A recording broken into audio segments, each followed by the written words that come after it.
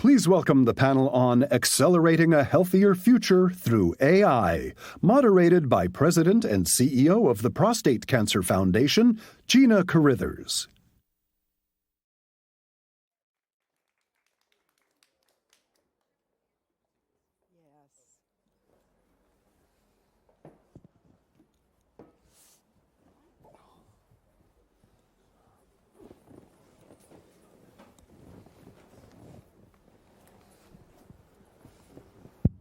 Welcome, everyone, to this panel.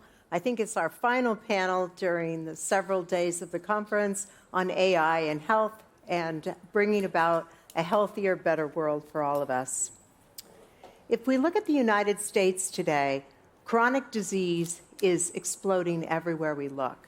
And one of the things that we can talk about today is how artificial intelligence, or AI, or data analytics can assist us both at the consumer level and the healthcare provider level in managing through chronic disease. Our panel today will talk about everything from consumers to our healthcare providers and where AI can actually streamline and help the capital, our human capital and our workforce, and all of us managing our own lives and health. So with that, I'll open the panel discussion. We hear a lot today about AI being employed to allow the healthcare systems to improve outcomes, Jesse. I'll turn it over to you to talk with us a little bit about how the American Medical Association is leveraging tools to improve the human capital for which you're responsible for and improving patient outcomes. Well, thank you so much for moderating and for having me. Jesse Ehrenfeld with the American Medical Association. We are running into a workforce wall. Has anybody tried to get a primary care appointment lately? They don't exist. And we don't have enough people, we don't have enough time, we don't have enough resources to deliver the care that we need to deliver. And, oh, by the way, the population demographics, chronic disease explosion, people are living longer, is just exacerbating the problem because we haven't expanded the workforce on the physician side, on the nursing side, anywhere in healthcare at the rate that we need. The only way that we solve this is by leveraging technology, including AI. And that's where I'm very excited that there's an opportunity. And we are seeing rapid uptake of AI tools. We survey physicians across the country every other year on digital tools, what they're thinking, how they're using them. This past year, 66% of physicians are using AI.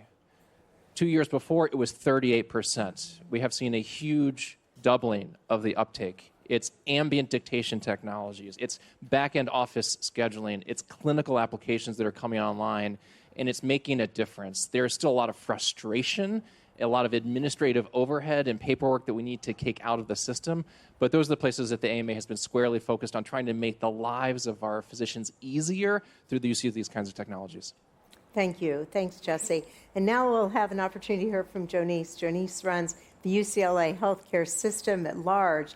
And how are you finding artificial intelligence as an application supporting your workforce and outcomes for better patient living?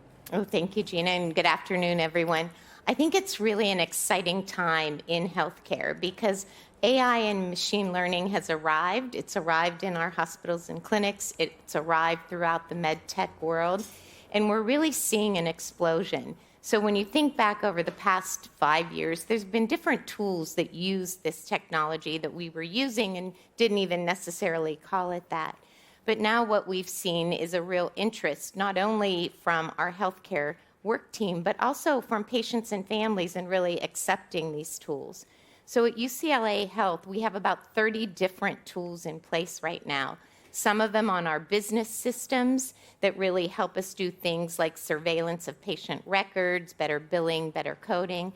But on the clinical side, really deploying it in areas where we know we can impact the quality and safety of patient care that we provide. So big tools that we're using in radiology, I would say next would be in cardiology, and then in neurology and the neurosciences.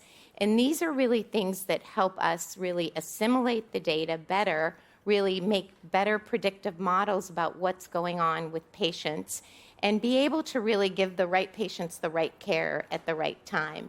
And I can share more examples later. That's wonderful. Thanks, Jonice, for opening up that piece of our conversation. And now we'll ask talk to Katie and ask if you could please, Kate, bring forward for us how you're implementing AI at Tempus AI in terms of where we're headed with tools that you're bringing forward in oncology. Yeah, happy to. First of all, thanks for having me on this amazing panel.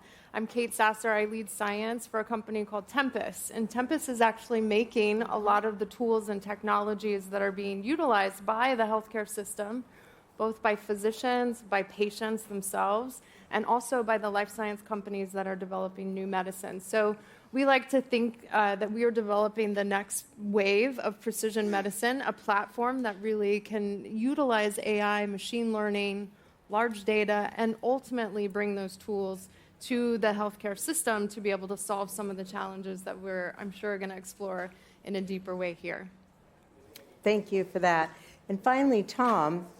Tom is the CEO of Aura, the company that brings us the personalized consumer ring, and collecting lots of data from lots of consumers.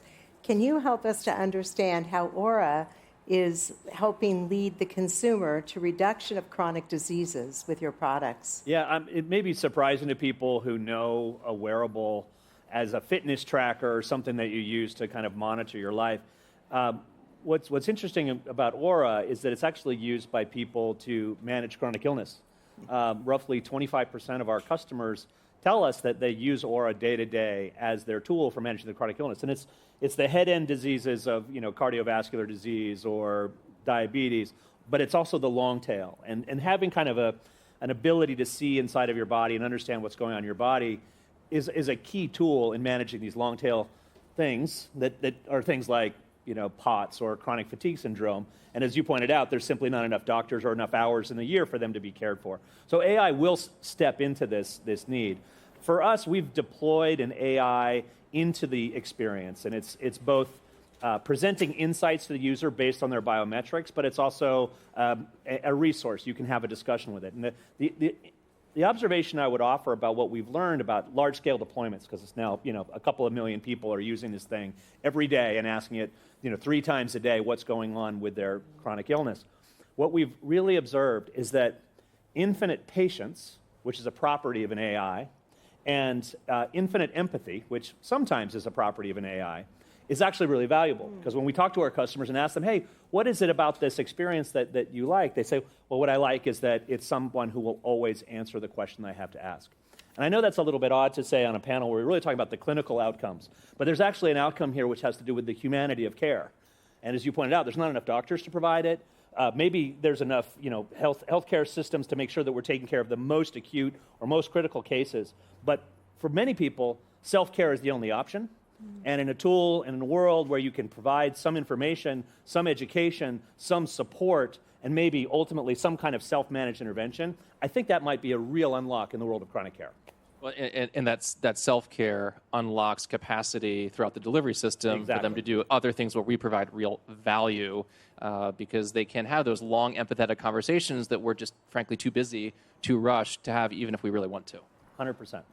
So, Jesse, give us a sense in terms of how your AI tools are unburdening the physicians that you've surveyed. Like, how are they implementing? Yeah, so the easiest, obvious example that I can share that is very common now is in the ambient scribe space. So there are probably 30, 40 companies out there. The market is consolidating very quickly. There's some interesting strategic partnerships going on with the large electronic health record vendors. I have no interest in any of those companies. But what's happening is physicians would typically, have a visit, and then they would spend hours writing their notes, typing things into the electronic health record, and taking up a lot of what we call pajama time, which is sitting on the computer at home in your pajamas with your laptop. Nobody likes doing that.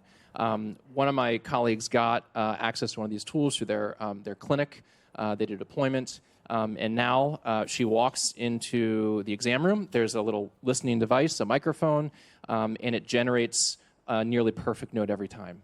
She edits it. It takes her a few minutes to review it, make any additions, changes, corrections, and then she is done. A huge time saver. She started crying the first week that she got this because she got home to have dinner with her family for the first time in months. And so those kinds of things are not really that interesting to patients, but make a huge difference on the operational aspect of how we actually deliver care that can unburden physicians. And there are many, many examples of that across a lot of the kind of administrative processes that are very different than diagnostic support, clinical AI, the radiology example that was shown on the main stage earlier by the Amazon team this morning.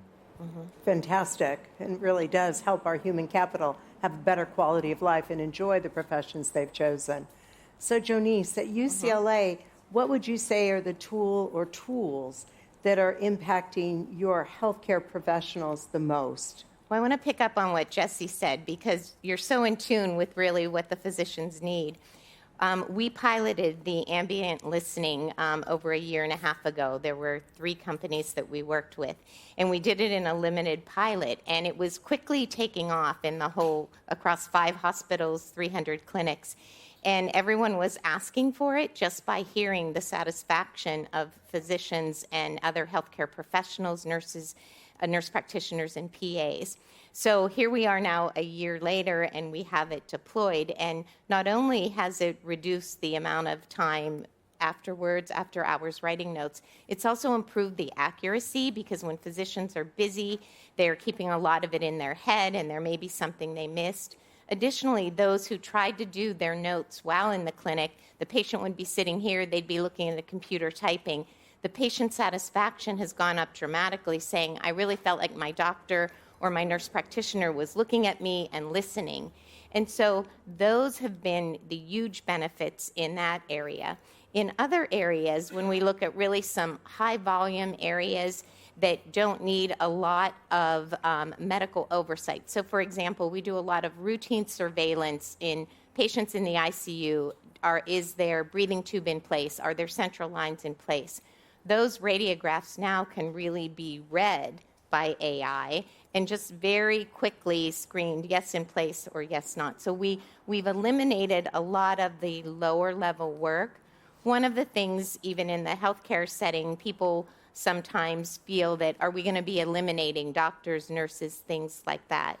What I think we're going to be doing is enabling our workforce to be really focus on the right things, the most critical things for patients, and really at times at shortage, care for more patients better and faster. So we're not worried about the AI tools taking those away. It's interesting, though, I will tell you, organized labor is a little worried about that, and in certain areas already asking if we can have contract language in there that says technology won't eliminate jobs.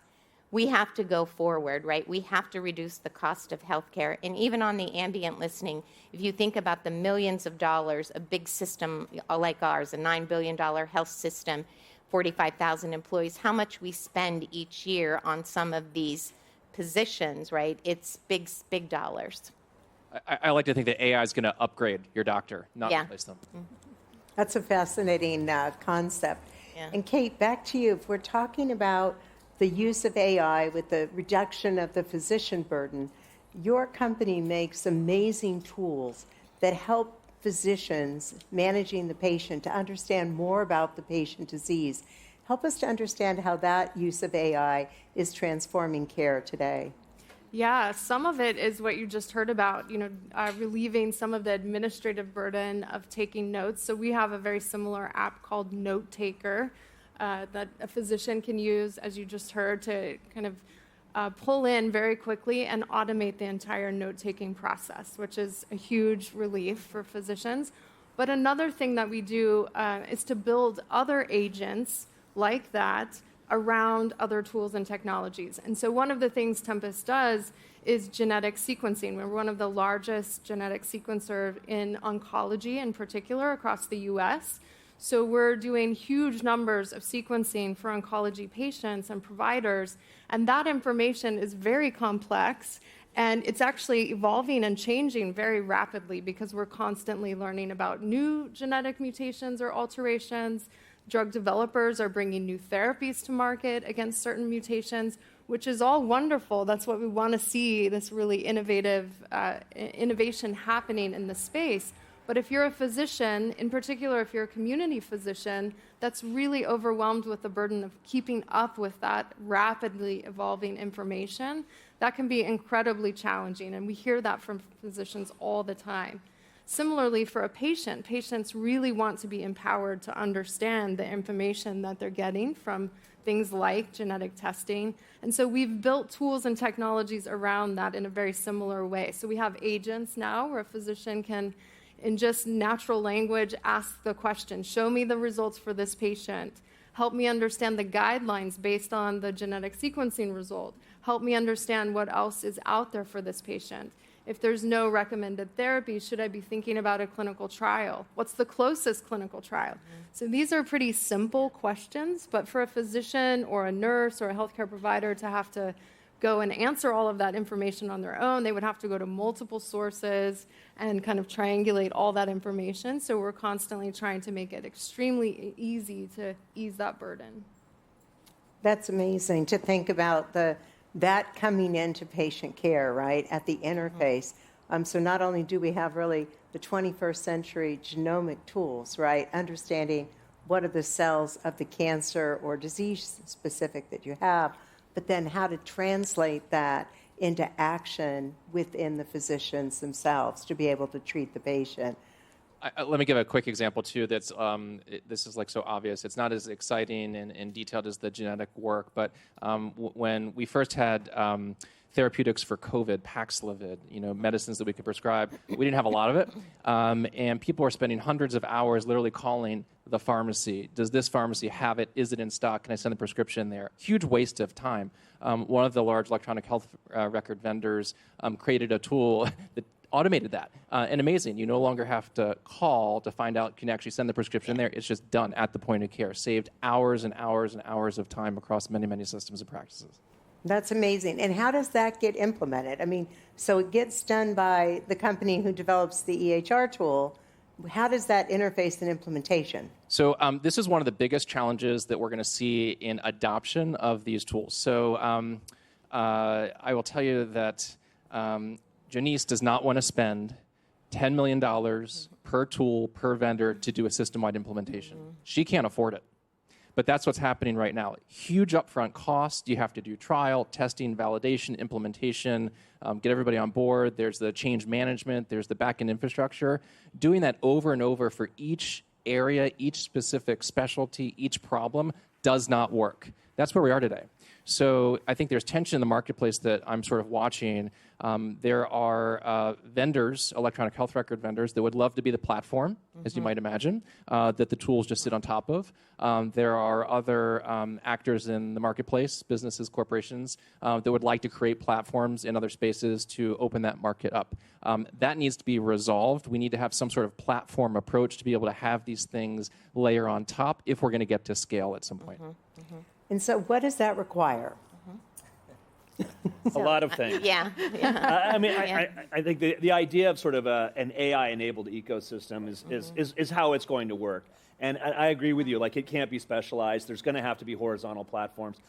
If you ask me to sort of paint the picture, maybe 5-10 years from now, like, there will be some, call it agent interface, which will probably sit on top of a bunch of, call it best-of-breed services or best-of-breed capabilities. So it will be an ecosystem. What's really going to be interesting, though, is like, what are the points of interaction that you need to have? What are the APIs that are either, needing to be done technically so that the system, the billing system, knows how to talk to, to the medical record system, knows how to talk to the insurance system. I think that world is going to come actually faster than we think. And partially that's because AI actually is a pretty good sort of abstractor of these kinds of things. And agents are pretty good at being able to be taught things and then go and execute those things. I think we're going to see it pretty quickly, but it's not going to happen all at once. And what we'll see, I think, is some very leading edge providers, some very leading edge private companies are going to really jump to the front. And I'll just give an example of like a company called Hippocratic. Hippocratic has actually automated basically the purpose of a nurse from the perspective of a doctor who's got an office and he wants to talk to his patients. He has to contact 200 patients in a given day. They can automate that, and then they can automate the process of setting up a follow-up or gathering information. Did you take your blood pressure? Have you taken your medicine? And then updating the medical record system. That's a very narrow use case, but it turns out that's also extremely widespread. So these large use cases that are very broad but can be easily automated, we're going to see those first. That's going to happen first. Then these sort of more edge cases that are broader, that are less generalizable, they're going to happen later, but it's going to happen faster than we think. And I would tell you that I love Hippocratic AI. I have no interest in them. I wish I did. But they trained on millions of hours of nurse calls. That's how they developed their model. Yeah. But there are things that we could never dream of doing today that with that foundation model you can do. So there's a medication that's been recalled. You need to call 10,000 patients by noon tomorrow and get them on the phone and have a conversation to explain it with empathy and instructions.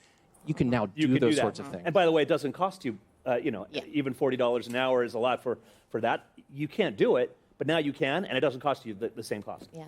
I think one of the things, too, is then we think about, as a large academic health system, how do we start implementing these? And so one of the challenges we had early on, and there's all these tools out there, plus a lot of in our innovation departments, we're developing our own. So how do we corral these? How do we know what we're doing?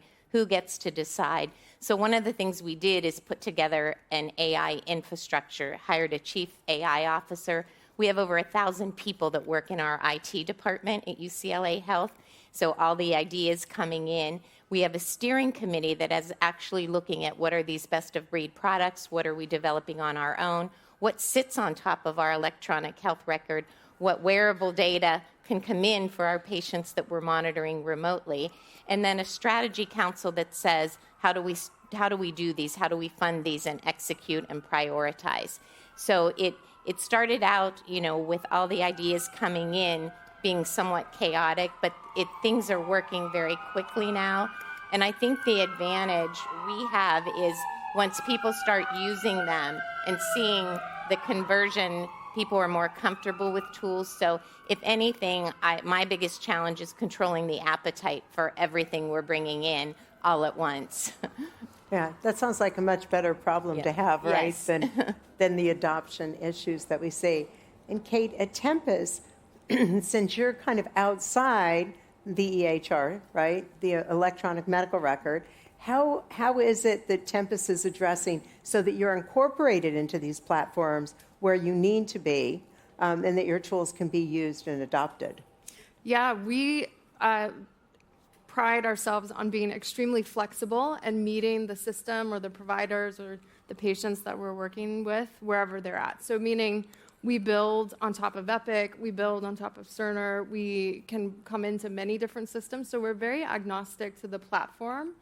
And in addition to that, we're building all kinds of tools that are also very modular. So we have some systems where they may want to order genetic testing, but they don't want to use agents, and they don't want to use any of our algos or any of our other data services. We have other systems that want everything. So they really want the full package, the sequencing, the algos, the agents, all of it.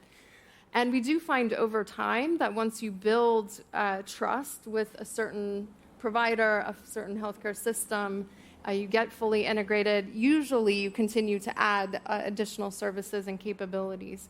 But we're always happy to start small and then build from there. That sounds like you offer the flexibility. So my question back, I guess, Jesse, would be to you. If we think about the individual physicians in their private practices that are really seeing patients across multiple insurance companies, not so different from the healthcare system themselves, but they have to have tools that really adapt broadly.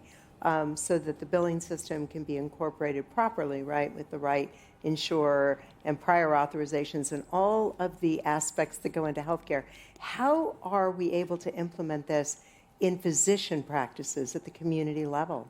Yeah, it's a challenge. So you brought up those two words that make me go like this, which is prior authorization, the number one pain point for physician practices nationally. It used to be EHRs, that's number two. Prior authorization is number one. People don't love their EHRs, but they're tolerable. Now prior authorization is where the problem is. So CMS, kind of after much work and lobbying and effort, gave practices a little bit of a gift with some requirements for a variety of things in the prior authorization space around transparency of decision-making, service standards for how long it takes a decision to be made, and they're going to require electronic prior authorization. But here's the problem. Electronic prior authorization is not like a panacea because there are a lot of third-party payers that have electronic prior authorization. So who wants to log into a different system for every payer that you contract with if you are a small practice, to deal with the different requirements to then either figure out how you interface or not? That actually has made, in many ways, the problem just as bad as it was. We've just taken a difficult problem and sort of made it digital. So we continue to see a lot of small practices struggling, which is why, unfortunately, it's becoming more and more challenging for practices to remain either afloat or independent, and there's growing consolidation in the marketplace. Yeah, that I think is contributing, right, to our shortages that we see in the clinician accessibility out there in this country. So, Tom, if you think about the wearable device, and Jonice was talking about, having a system where, the decisions get made where and how you can upload data, because your device is obviously collecting amazing amounts of data. Where does your organization fit in helping to have that happen? Yeah, it's pretty interesting to think about the kinds of things that we actually don't even know yet. We were just talking about blood pressure before this conversation.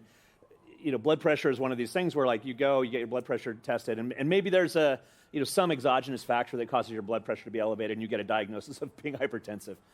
That's sort of the worst case scenario. The thing about wearables that's most interesting is that you start to see people over time and continuously, and then you also begin to understand their baseline, which is what's normal for them. Because it turns out, while all of us know that 98.6 degrees Fahrenheit is the normal human temperature for a normal human, that's actually not true. That's sort of an average, right? There are people who have lower and higher normal temperatures. So this idea that you would have some kind of idea of the baseline is such a powerful idea in wearables in general. And I think that becomes something that can fuel, call it the N of one treatment that maybe an AI would ultimately provide. And by the way, I'm not even saying treatment. I'm thinking more just like care more broadly. We talk about algorithmic care, which is understanding some basic biometrics and then saying, based on these basic biometrics, we don't know what you're sick with, but we definitely know you're sick. That's the kind of level of care you can expect. And that would push you towards a system, one of the great doctors who's strained and doesn't have enough time in the day, or a wonderful health system. That kind of power, I think, is where wearables are really going to play because of that continuous data, understanding a baseline for an individual, and then being able to alert both that individual and maybe even the care team to do that. Then you start to play that up a little bit to say, well, what is something that's very discrete and distinct?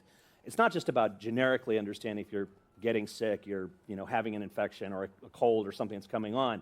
If you have a particular problem, and let's just take diabetes, for example, can we start to really see patterns that are unique to you and recommend behavior changes? Because in many ways, the way you treat some of these chronic illnesses is not through a pharmaceutical, it's not through a medical device, it's not through a surgery, it's through actually changing your behavior. It turns out behavior, hardest thing to do.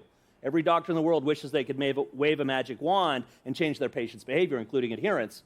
They can't. And I think a wearable gives you the opportunity for day-to-day, minute-to-minute data, but also day-to-day, minute-to-minute interactions, which are the basis of habit, which change behavior, which results in better both preventative and interventionist health care. I really like that idea of care support. I've got two kids, a 2-year-old and a 6-year-old. If anyone wants to see pictures afterwards, they're adorable. My husband hates asking me the question, like, should I take, Asher or Ethan to the doctor? I'm like, I don't know, like, what's going on? So, but there aren't, there's not every use case that an Aura Ring will help with, but there are a lot. There are a lot of use cases in elder care, in chronic disease care, where there's a signal that you can detect that, yeah, you need to go to the doctor. Doesn't work for everything, but imagine what that could do from a transformative standpoint across the system. Yeah. And yeah. Go ahead. No, go ahead. I was just going to build also on the fact that you were talking about, really being able to uncover interesting patterns that can predict ahead of other more standard biomarkers when someone might be ill.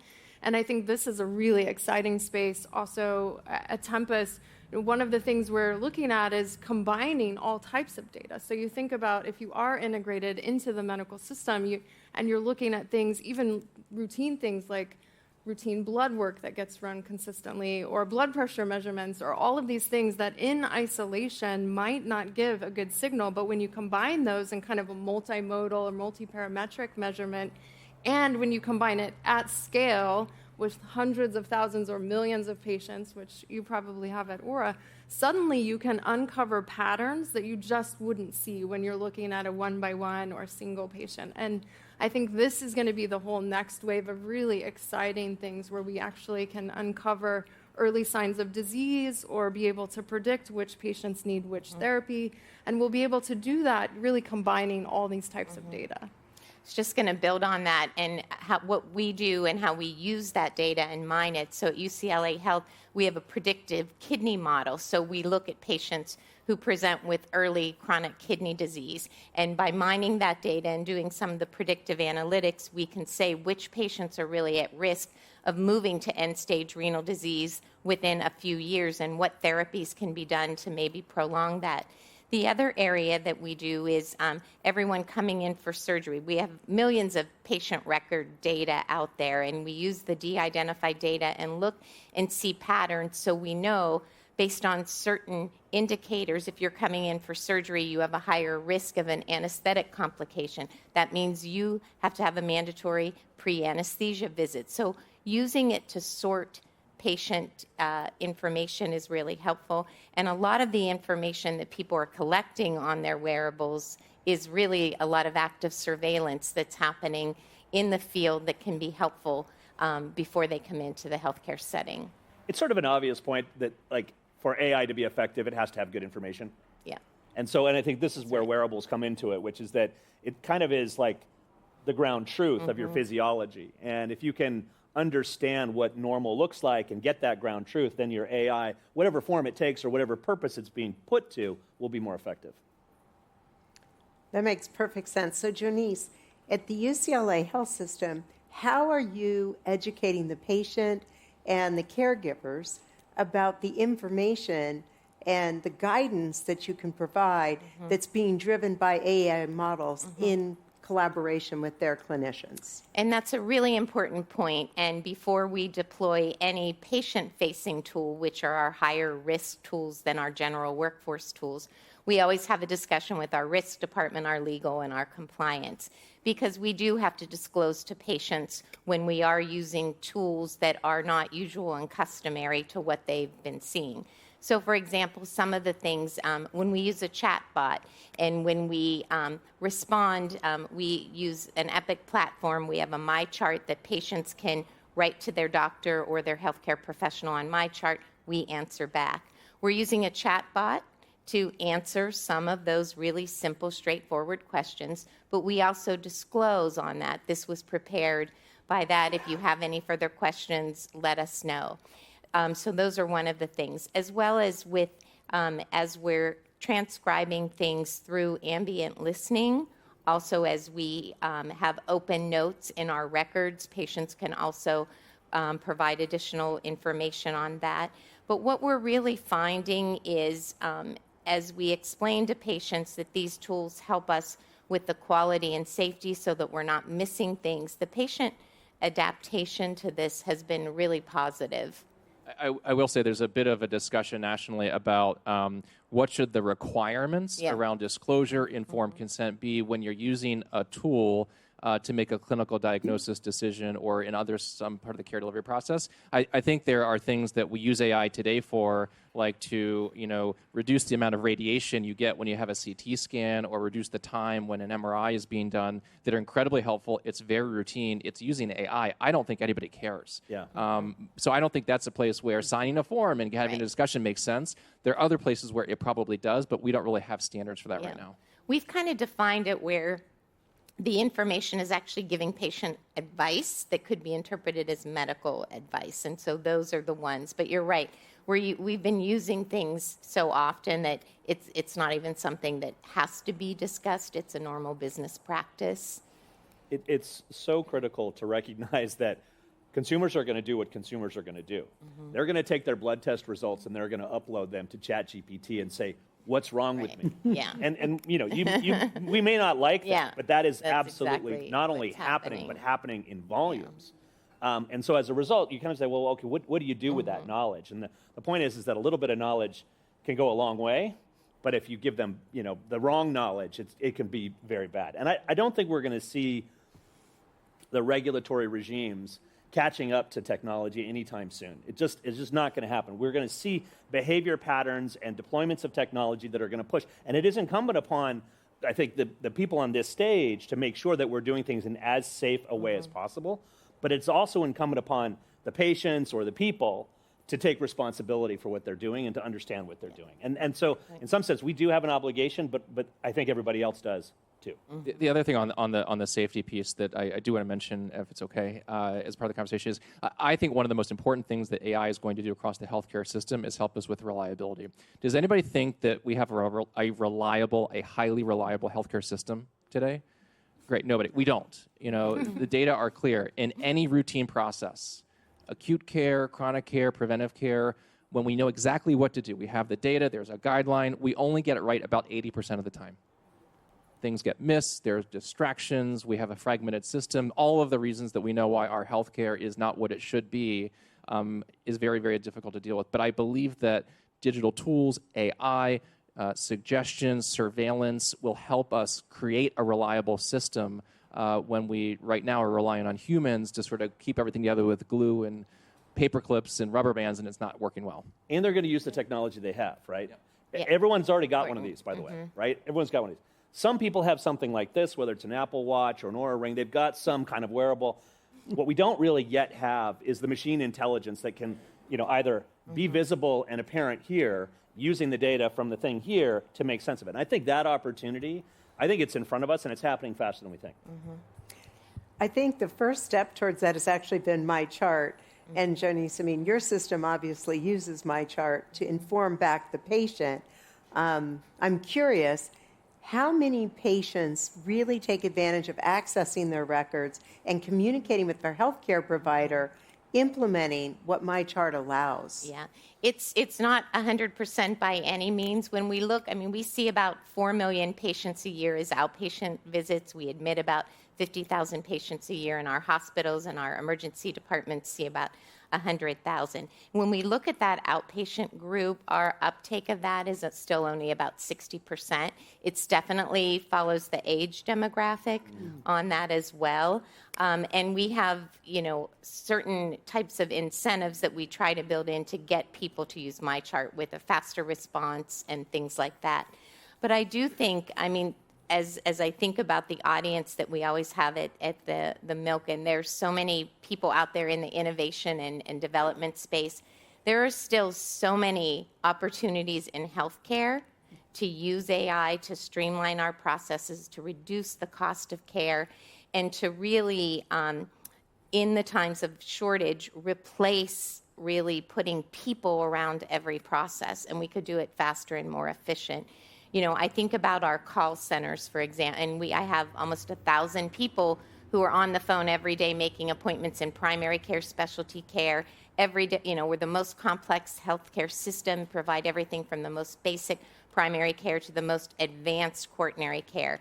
So how are you sorting those patients to appointments? How are we load balancing across the system? That's still all people doing that.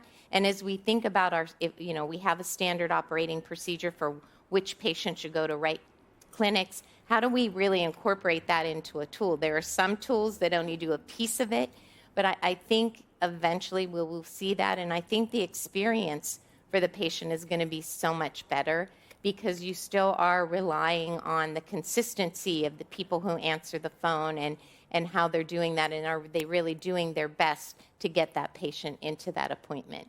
So I'm excited about that because I see us being, just as you said, Jesse, a frustrated and fragmented system because we're not 100% all the time. We have to increase the reliability of our organizations. And unfortunately, data is still fragmented.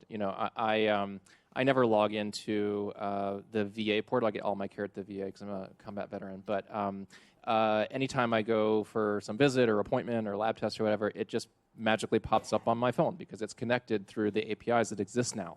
And if I happen to get something done at my health system where I work, it pops up in my phone because it's connected. The APIs are there. That kind of data integration unlocks all sorts of very interesting possibilities in a world that is still disconnected and fragmented in spite of huge gains that we've made from a standards and a regulatory standpoint to try to create the interoperability that we all desperately want. That's a terrific example of where APIs on each platform can integrate for a patient in a single device, although it's still quite rare that we find that out in the I'm just general. waiting for the AI layer on top from Apple or somebody else takes some work. to enable the insights, right, from That's all of right. these disconnected things that right now I'm just sort of scrolling through. No, exactly. So at Prostate Cancer Foundation, we do some patient navigation, and one of the single biggest challenges we find, well, I won't say the single, but one of the most common challenges that people bring up to us is getting in to see the specialist, right? So they get an elevated PSA, and now they need to do something to act on it. They need to get from a primary care physician into the specialist. And you touched on this a little bit, Jonice, like how do we get call centers?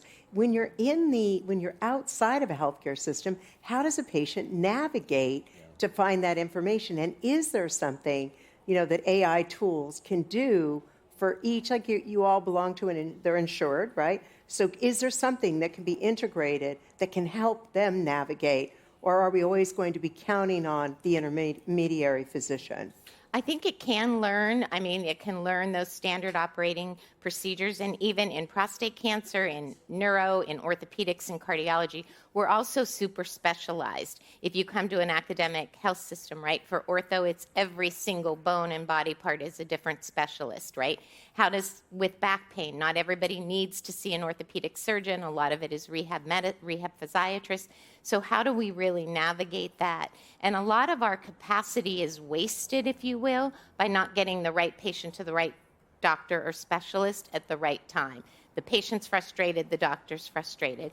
So I do think, that will come. It's something that we're doing right now with human capital.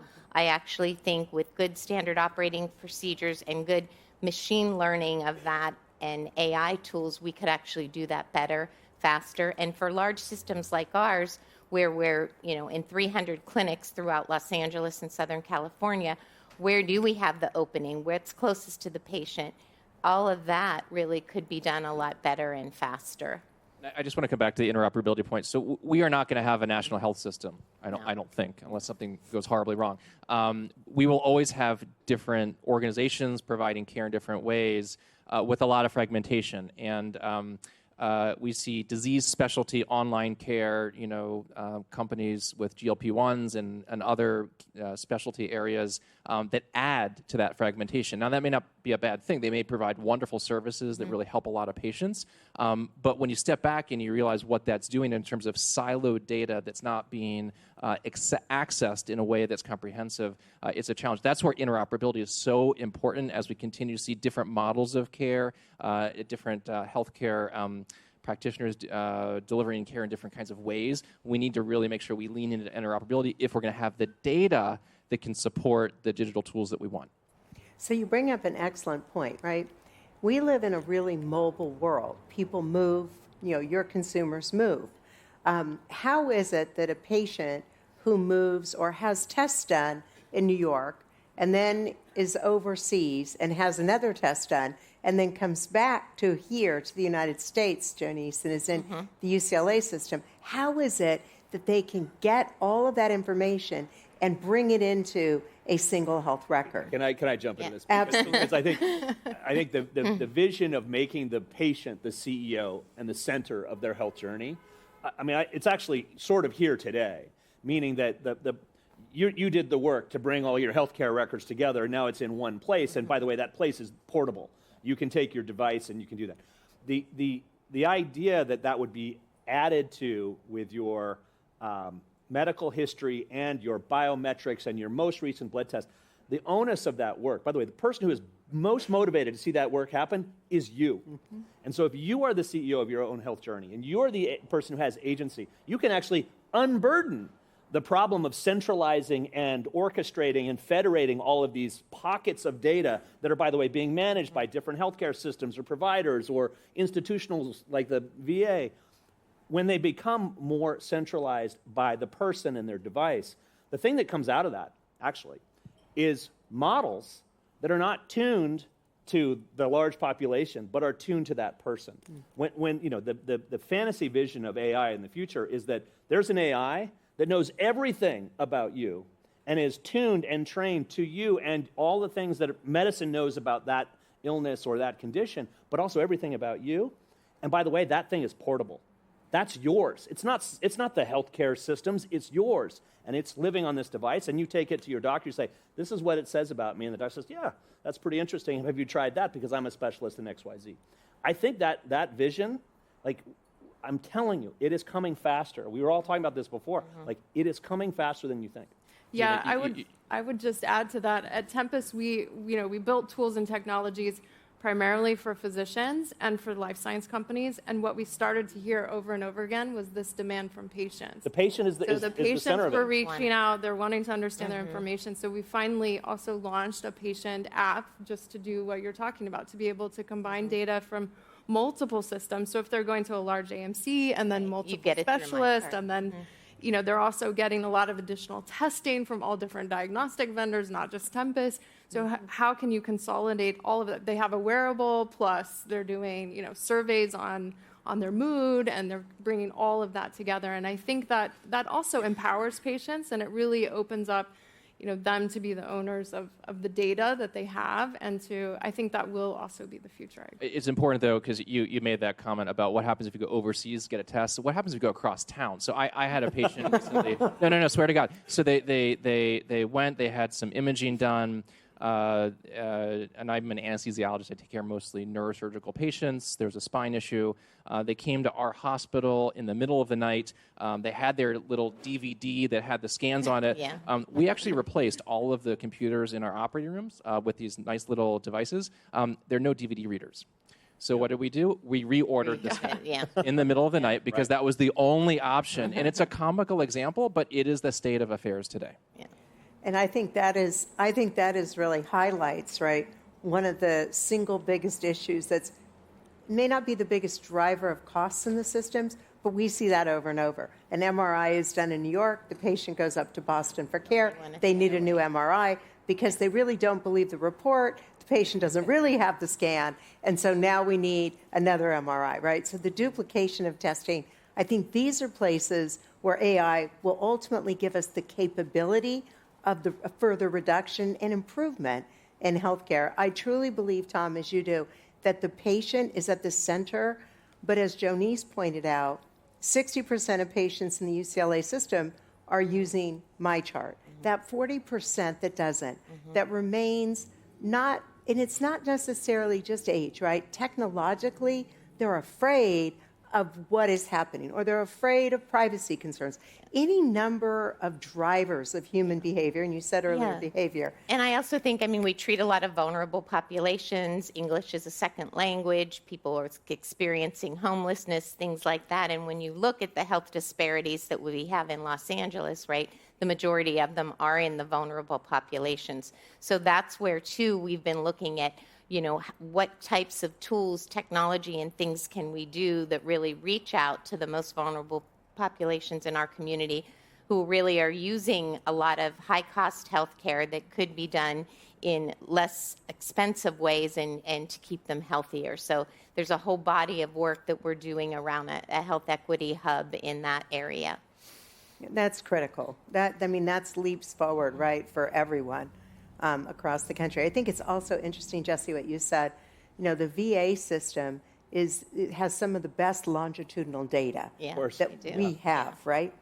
And having access to that data at large can inform so much, right, of these machine learning models. And I know none of us are specialists in the VA system, but I wonder how close we are to getting that the access to that data broadly and get it incorporated, say, for instance, in your UCLA health system to be driving part of our models because our patients are being driven through that, and it's enormously informative.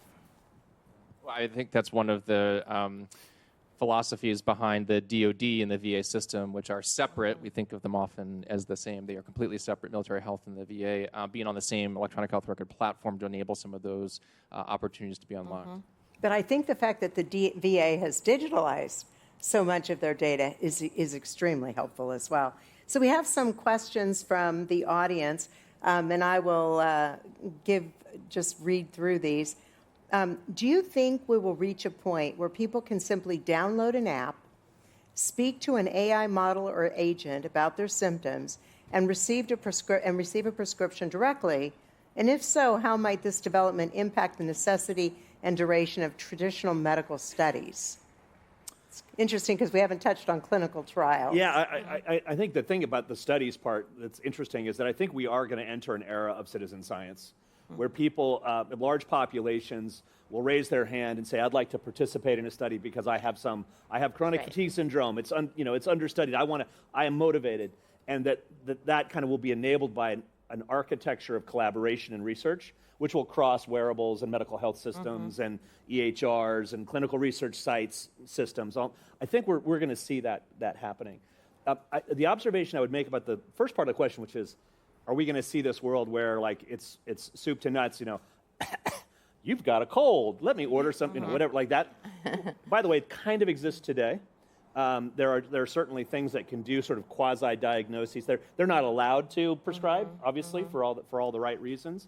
But you kind of move to like being able to create some step there that talks to the automated pharmaceutical fulfillment systems like Amazon, and you can imagine actually that your drug arrives once it's been prescribed within 8 hours. I mean, I've had the experience in San Francisco of ordering something on Amazon as a pharmaceutical and have it delivered. And look how easy it is to get GLPs, right?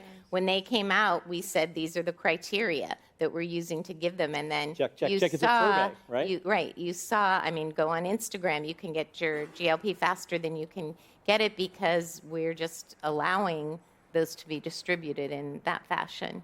I will say, though, there's an important point to that question, which is when do you have a human in the loop? Yeah. And when is that clinical expertise required for a prescription? Certainly from a regulatory licensure standpoint, we believe that there needs to be human in the loop. For other diagnostic processes, maybe not. I think that's a question that will evolve over time. Yeah.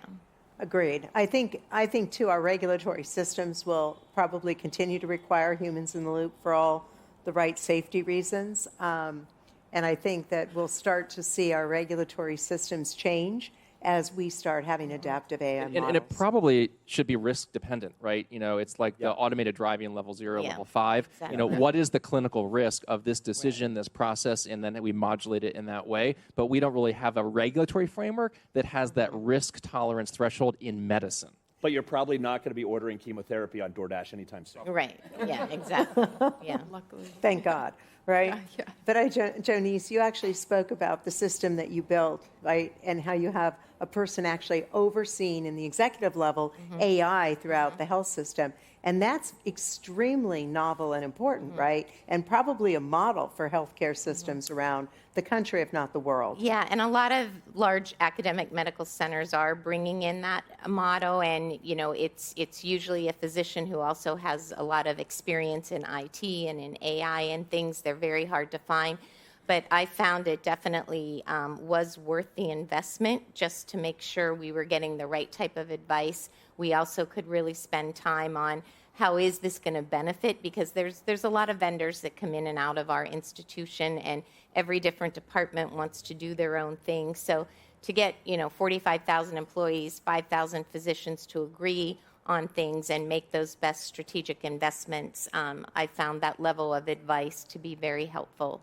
Yeah, and it sounds like you have a good model for standardization, which I would have to think reduce costs over time. Yes, absolutely. So we have another audience question. What do the panelists see as the role of AI in the pursuit of differentiated patient care journeys, precision medicine, and approach to faster cures for cancer? That is an enormous question. It's the right I point. Kate, can jump in. Yes, exactly. I can jump in. I love that question because, I think there's many aspects there. I do believe that AI is going to be really disruptive, in particular in oncology, and we already see it happening in a lot of ways. So one is more personalization or precision in the care, in the patient journey, and you can think of there's many ways that's happening. It's better diagnostic tools, including really sensitive tools like minimal residual disease. So moving beyond even the standard imaging techniques, or how do we know when a patient has really cleared the disease and had reliable therapy? Can they stop therapy? Do they need maintenance? Some of those things are already happening today. I think genomics is, as much as we've integrated it now, there's still a whole host of additional genomic information that can come into play. We talked about all the other types of data that can be layered in to really get more prescriptive and predictive for what types of things to recommend.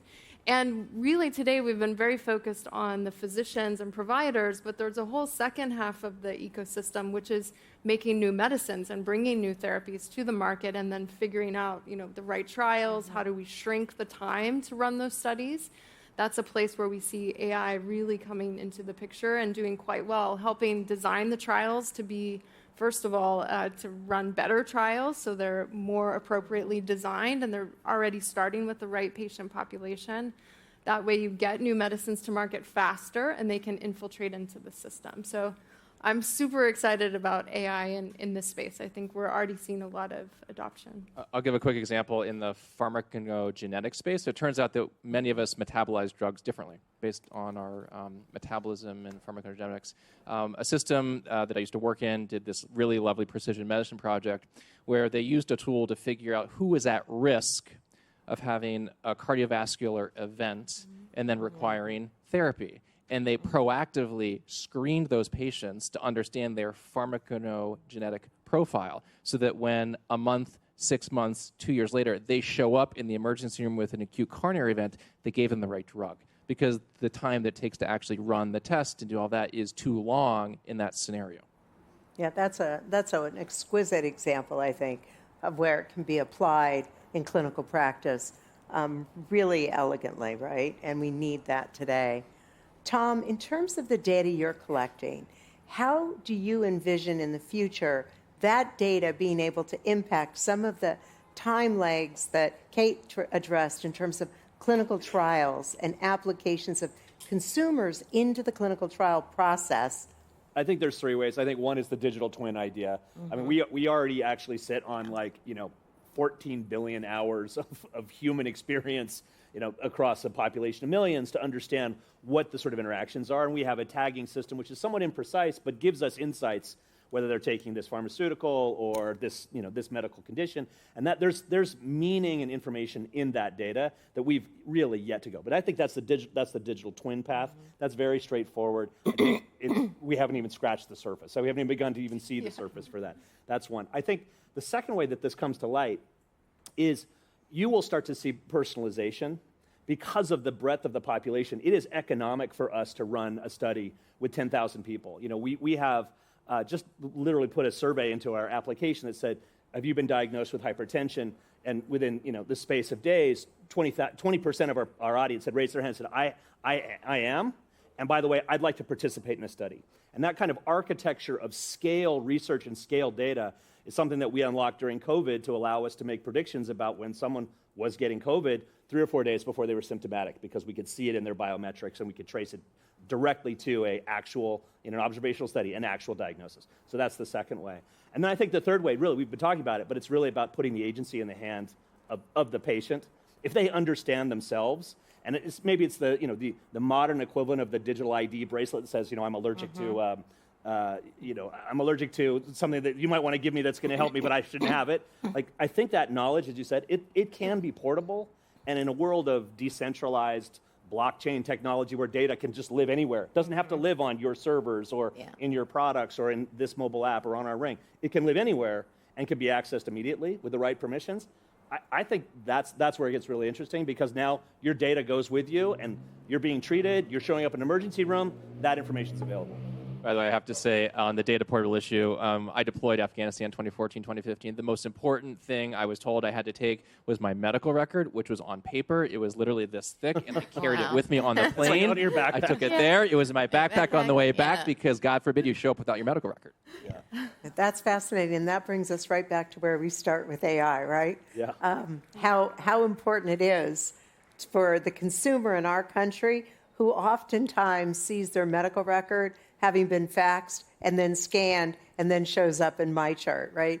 And how is it read? How is it legible? And in your case, you carried your book with you, right, to define who you are. And the day that it's here, right, we should be able to be portable in that. But in places like combat zones, it may not be as easily accessible in rural parts of the world as we're accustomed to in this country. We're nearly out of time. We're down to the last 20 seconds. So I would really like to thank each of you on the panel. It's not enough time to really delve deep into clinical trials and the next phase of AI, but truly appreciate each of your perspectives in bringing this panel to life in our conversation. Thank you. Thank you.